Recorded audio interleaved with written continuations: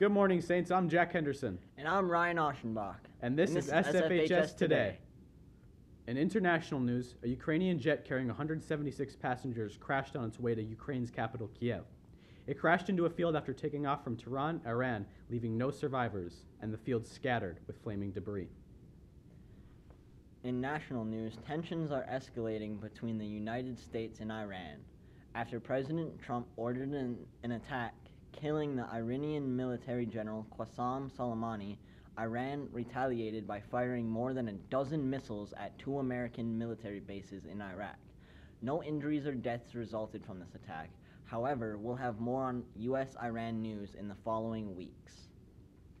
In local news, our school district superintendent Beth Geese held an event on January 7th from 7 to 8 a.m. at St. Francis McDonald's, inviting anybody to come for a cup of coffee and talk with her or ask questions regarding our district if they have them. Some of our reporters hope to catch up with her in the upcoming weeks to look back on her first few months in the district. Now for our news segments, we'll first go to Caitlin Vagsness, Tanner Artson, and Haley Howland, who have a package for us on the recent SFHS Student Council field trip. We went to base camp at Fort Snelling. What did you guys all do there? We did some physical activities like archery and rock climbing. And then we did team bonding activities and trust exercises. Do you guys feel like this helped your council join together as one? Yeah. What are some new things you learned about the council on this trip? Well, I learned that Trevor is really good at rock climbing. I learned a lot of new things about mostly everybody. I went into this base camp not really knowing most people, and I got to become really close with most of our council. Yeah, I'd have to agree because I really only knew one person in the council, so Caitlin split me up with him. So I had to learn stuff about other people. It was pretty fun. Dipping back into our archives, we found a feature called Inside SF. Reporters Reed Pastwa, Jake Bergman, and Tate Skolquist will take us above the high school Bridge Street room. My name's Reed. My name's Jake. We're going in the depths of St. Francis High School. Let's go.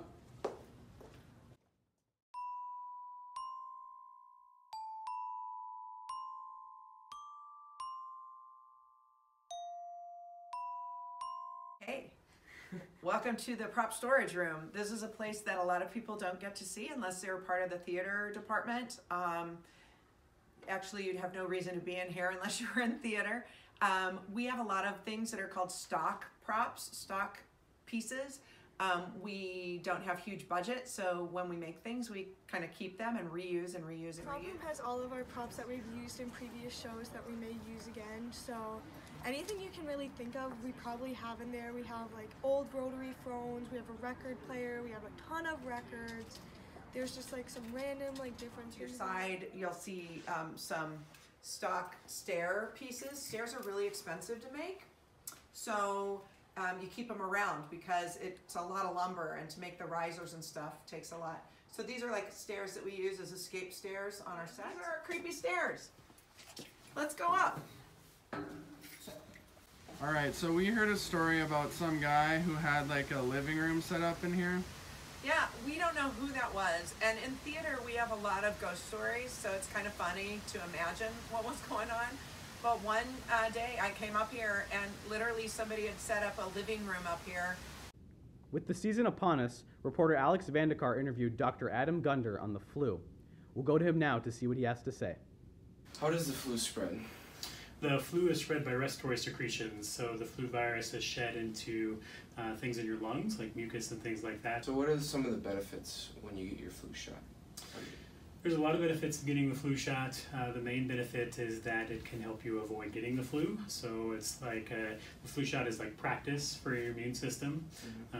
It exposes your immune system to a piece of the virus that lets your immune system learn what the virus looks like, and so if it sees it again, if it sees it in a real life situation, then it can attack it before it can start an infection. What are some of the symptoms of the flu? The main symptoms are upper respiratory, so oftentimes people have a high fever. Oftentimes they'll get chills where they feel really cold even though their temperature is high. They also have cough, they'll have runny, stuffy nose, those types of things. Sometimes people have nausea and vomiting, but most of the time it's going to be a respiratory type of symptoms with cough and runny and stuffy nose. Okay, so where can you get your flu shot? You can get your flu shot just about anywhere that you can think of. So at all of the grocery stores, they have pharmacies. The pharmacies can give you flu shots. The pharmacist can give it to you. You can go into any urgent care or mini clinic that you see. Hospitals have flu shots. Doctors' offices have flu shots. So it's pretty widespread, and it's very easily available. Can you get the flu from a flu shot? You cannot get the flu from the flu shot. The flu shot is actually a killed form of the virus. So the virus is dead. It cannot cause any type of infection. It cannot replicate itself or have your body do the replication for you. So it's a collection of just dead virus parts, and that's what you're... What can you do if you get the flu? Like, if you get the flu, there's a few things you can do. In most people, especially in most healthy people, in the middle of life, so young adults to older adults, it's usually a self-limited illness that doesn't cause a lot of problems. People can live through it with just supportive care. So Tylenol or medicines like that to bring fever down, to make you feel more comfortable, medicines that help with cough, that type of stuff. Just making sure you're staying hydrated and well fed. That'll help you fight the flu virus, and your body will get over it. Tends to be more trouble in the people at extremes of age. So younger people, kids, babies, really old adults, and people that have lung disease like asthma, COPD, those types of things. They tend to have a harder time fighting the flu, and they tend to be sicker. Local homeboy Mason Shields has a music review for us this week. He'll be reviewing a project titled Please Excuse Me for Being Antisocial by Roddy Ricch. Let's check out his opinion on this album. I'm going to be reviewing this album, Please Excuse Me for Being Antisocial by Roddy Ricch. It's the top hip-hop album for 2019. Currently #1 on the Billboard, and I personally think this album is a banger. And the instruments are very melodic and can really get you in your feels, more of a slower tempo. And as he's rapping or singing, he has a really good melody in his lyrics. And his flows are mostly triplet, 16th note flows. And I personally think, as an individual, Roddy Ricch is killing the game. One song I really like on this album is called God's Eyes. And I really like the instrumental. It's slower. It's got a nice melodic piano, lower. And then his voice comes in and he just goes off. I love this album. St. Francis High School has its very own ski and snowboarding club. 2 of our team's reporters are into snowboarding themselves. Here's Cody Perfetti and Easton Ogg with a package for us on this club.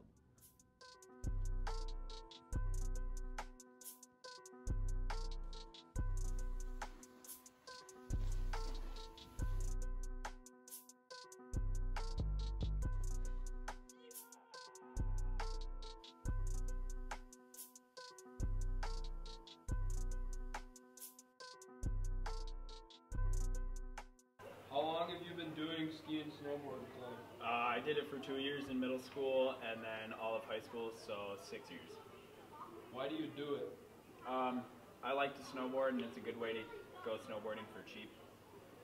I've been doing it for 6 years. And why do you do it? I do it, shred the gnar, hang out with my friends, and sometimes let the gnar shred me. I've been doing ski club for 4 years. Why do you do it? It's just another chance to get out and ride with all my friends, you know, have a good time. So now we'll go to a new segment for SFHS today titled What's in Yo Bag, where we go around asking kids the question that the title entails. This was created by yours truly, as well as Easton Ogg and Parker Peterson.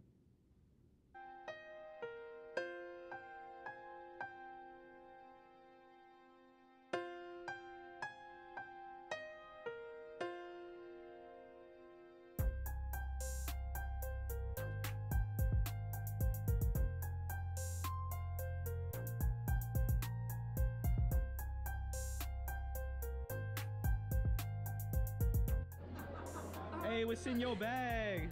Got a rubber ducky with some symbols on it. Hey, what's in your bag? Of cough drops, a hat, and then smushed muffin. Hey, what's in your bag? Oh, I got this Minion USB that has all 3 Despicable Me movies on it. Yeah, what's in your bag? I got pencils, icebreakers, pens, this thing. Hey, Alex, what's in your bag? Well, since you asked, we got a ladder and a drill. Hey, yo, Dakota, what's in your bag? Oh, you really want to see what's in my bag? I want to see what's in your bag. I got this sweet looking hot sauce. You want to try some? Nah, man, sounds like the bomb, though. Oh, okay. You want to see this bubble blower? Oh, yeah. Yeah, look at these bubbles. Hey Dakota, want to see what's in my bag? Sure, James Plummer. Alright, just gotta open her up here. What the heck? Hey, Anna, what's in your bag? How do you know that? The bagel! Now we'll go over to Extranet for sports. Hey Saints, I'm Extranet and this is sports. The boys basketball team lost against Becker last week on Tuesday and they played North Branch on Friday. This week they play at Hermittown at 7:15 on Tuesday and they play at Monticello at 7:15 on Friday. The girls basketball team lost against Becker on Tuesday and played North Branch on Friday. They play at home against Coon Rapids at 7 and Wednesday they play away at Chanhassen at 7. And lastly Friday they play at Monticello at 7:15. The boys hockey team played Forest Lake last week on Tuesday and had a tough loss. On Thursday, they played Princeton and took a tough defeat in overtime, 8-7. This week, they play at Chisago Lakes on Tuesday at 7, then a Thursday home game against Anoka at 7, and a home game against Becker on Saturday at 3. The girls' hockey team lost against Chisago Lakes last week and played the Blue Jackets on Friday. This week, they have a home game against Princeton at 7. The wrestling team had a home meet last week on Thursday and had a tough loss. This week, they have an away meet on Thursday against Becker and North Branch, and another away meet at Champlin on Saturday. Some reporters went out and got some footage and interviews.